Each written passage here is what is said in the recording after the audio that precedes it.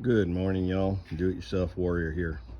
This morning I want to talk a little bit about brake lines on a boat trailer. So this is a 2005 boat trailer here, and word about brakes. Every year I check my brakes before I take the boat out for the first part of the season.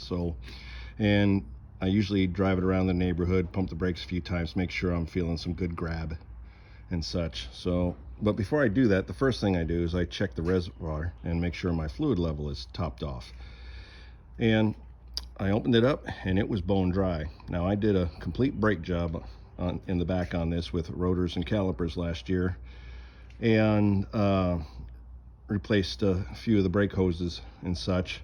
And I thought, well, maybe they're leaking. I went and checked for stains, no wear, no sign of leakage. I filled up the reservoir, waited overnight, came out the next day, and I found a big stain at the back of the boat that was dripping right out of the ass end of the side tube. So now that brake line comes from here, goes in that little hole there, comes down the main tube, shoots out of here, and comes down inside this side rail and comes out. I want to show you something. Take a look at that brake line. Okay, this is an exposed part of the brake line system. Looks like brand new.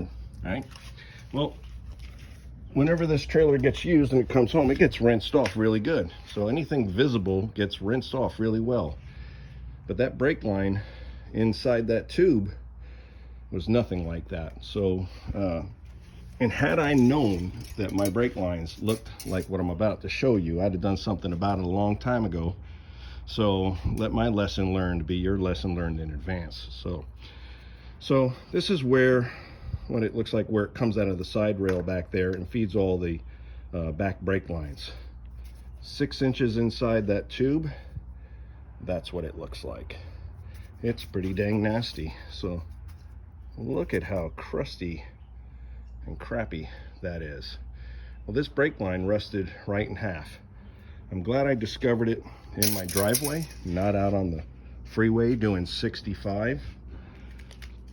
So just a word to the wise, passing it on. If you got your lines inside your rails, I would say maximum 10 years is as long as you want to go without possibly replacing them, especially if you're going in salt water.